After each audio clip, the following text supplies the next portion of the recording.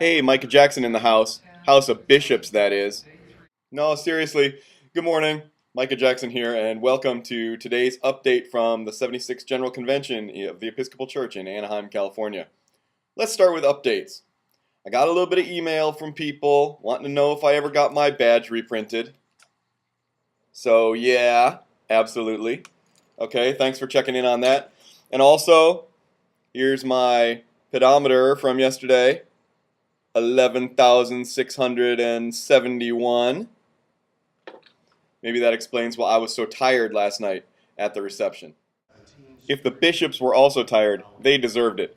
Here's a shot of the House of Bishops at work. They're debating some kind of something here. And here's a shot of the House of Deputies.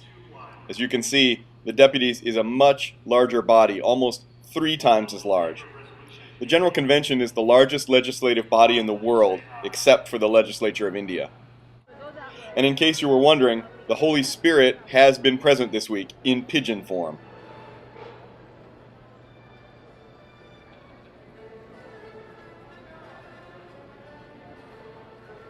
The big event Saturday night, of course, was the Seminary of the Southwest reception.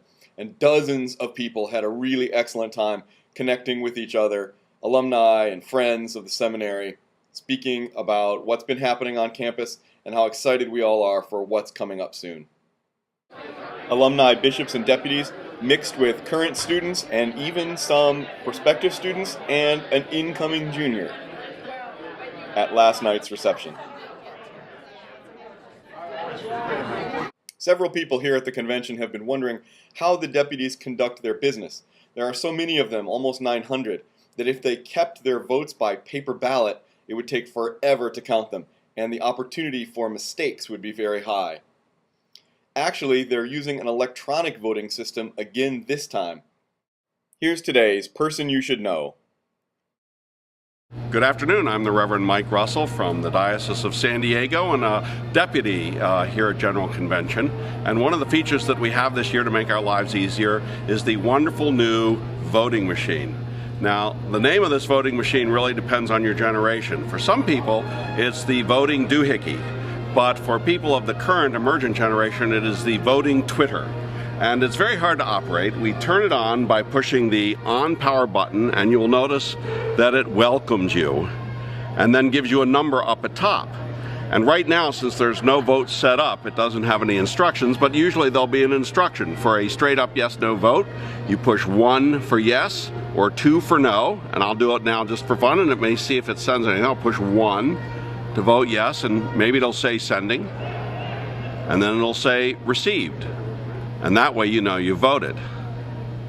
Now what's really cool about this is you can change your mind until they close the polls. So you can push 1 and then 2 and then 1 and then 2, and you could go almost random on it if you wanted to.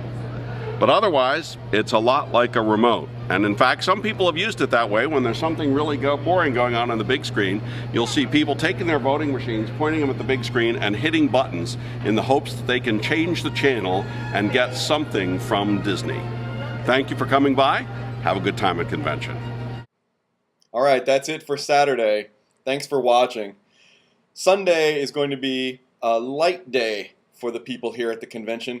The morning is mostly empty until the big convention Eucharist, when thousands of us will all gather together to worship God all at once on Sunday morning.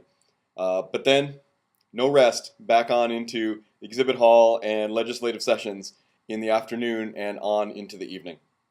Look for my final update tomorrow morning. Until then, go in peace to love and serve the Lord.